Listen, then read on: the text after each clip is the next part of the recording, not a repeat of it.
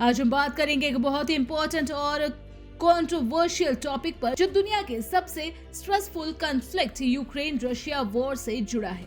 Recently एक leaked piece plan सामने आया है जिसमें यूक्रेन को अपने ईस्टर्न रीजन डोनबास का कुछ हिस्सा रशिया को सरेंडर करना पड़ेगा और रशिया को G7 ग्रुप में वापस लेने की बात भी हो रही है।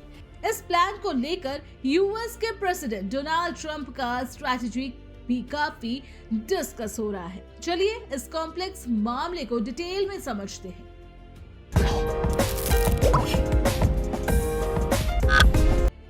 बैकग्राउंड। यूक्रेन एंड रशिया के कॉन्फ्लिक्ट ने 2022 में ग्लोबल अटेंशन कैप्चर की थी जब रशिया ने फुल स्केल इन्वेंशन स्टार्ट किया था। तब से दोनों तरफ से कई मिलिट्री बैटल्स और ग्राउंड चेंजेस देखे गए। इस कॉन्फ्लिक्ट ने सिर्फ दो देशों को ही नहीं बल्कि पूरे वर्ल्ड जियोपॉलिटिक्स को भी इम्पैक्ट किया है, जैसे कि नाटो एक्सपेंशन, एनर्जी प्राइसेस और ग्लोबल सिक्योरिटी डायनामिक्स। अब एक लीक्ड 28 पॉइंट पीस प्लान सामने आया है जो यूएस एडमिनिस्ट्रेशन ने तैयार किया है, जिसमें मेजर कॉम्प्रोमाइज यूक्रेन को करने को कहा गया है, खासकर अपने ईस्टर्न डोनबास और क्रीमिया जैसे डिस्प्यूट टेरिटरीज में। की प्रोविजन ऑफ द प्लान। इस प्लान के मुताबिक यूक्रेन अपने कुछ ईस्टर्न ओबेल्स यानी डोनेट्स्क, लुहांस्क और पूरे क्रीमिया को रशिया को देगा, जिसे इंटरनेशनली दे फैक्टो रशिया टेरिटरी माना जाएगा।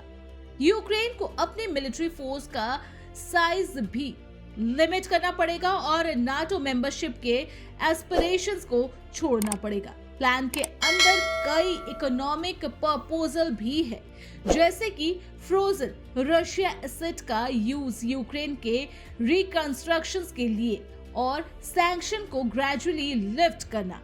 साथ ही प्लान में एक नॉन एग्रेशन पैक्ट भी इंक्लूड है रशिया, यूक्रेन और यूरोप के बीच। लेकिन इस प्लान में यूक्रेन को मिलने वाले सिक्योरिटी गारंटीज अनश्योर है, जो कि कई एक्सपर्ट्स को क्वेश्चनेबल लग रहे हैं। Russia return to G7 and Trump's role. Trump administration इस प्लान को लेकर रशिया को G7 ग्रुप में वापस आने की बात भी कर रहे हैं, जो कि जियोपॉलिटिकल शिफ्ट का इंडिकेशन है।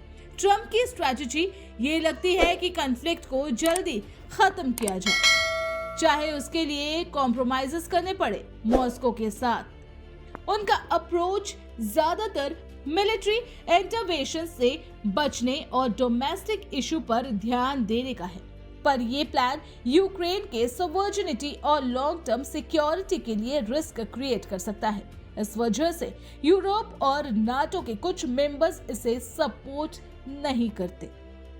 Reactions and challenges. यूक्रेन की तरफ से इस प्लान को एक्सेप्ट करना मुश्किल है, क्योंकि वो अपनी टेरिटरी हैंड ओवर करने को तैयार नहीं है और उन्होंने पहले भी इसको रिजेक्ट किया है। यूरोपियन कंट्रीज और इंटरनेशनल कम्युनिटी भी मिक्स ओपिनियन रखते हैं, जहां कुछ चाहते हैं कि वॉर खत्म हो जाए तो ह्यूमन सफरिंग रुक जाए, तो कुछ लोग इसे रशिया की एक्सपेंशनिस्ट पॉलिसी को रिवॉर्ड देने जैसे देखते हैं। Election promises, cease fire framework और मिलिट्री विड्रॉल के क्लॉजेस को लेकर भी डाउट है।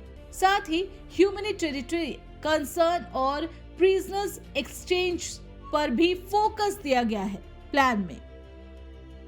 Future outlook. अभी इस प्लान पर दोनों साइड की तरफ से डिस्कशन चल रहा है, लेकिन एक्सेप्टेंस का रास्ता टफ है। अगर ये प्लान इम्प्लीमेंट होता है तो ये यूरोपियन सिक्योरिटी लैंडस्केप में बदल सकता है, रशिया का इंटरनेशनल स्टेटस बढ़ सकता है और यूक्रेन की सॉवरेनिटी को चैलेंज मिलेगा। ट्रम्प की स्ट्रैटेजी के हिसाब से ये शॉर्टकट सॉल्यूशन हो सकता है, लेकिन लॉन्ग टर्म पीस और स्टेबिलिटी के लिए कॉम्प्लेक्स नेगोशिएशन की जरूरत होगी। आगे वक्त ही बताएगा कि ये पीस प्लान रियलिस्टिक है या सिर्फ एक पॉलिटिकल मूव है।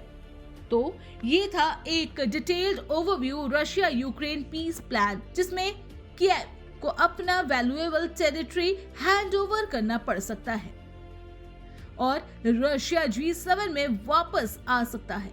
सब डोनाल्ड ट्रंप की स्ट्रैटेजिक डिप्लोमेसी के अंदर ये कॉन्फ्लिक्ट सिर्फ दो देशों का नहीं बल्कि दुनिया के जियोपॉलिटिक्स और सिक्योरिटी आर्किटेक्चर का भी एक बहुत बड़ा हिस्सा है। अब इस पर आपका क्या कहना है? हमें अपने कमेंट जरूर शेयर करें और वीडियो इन्फॉर्मेटिव लगी हो तो लाइक, शेयर और चैनल को सब्सक्राइब करना न भूलें। Thanks for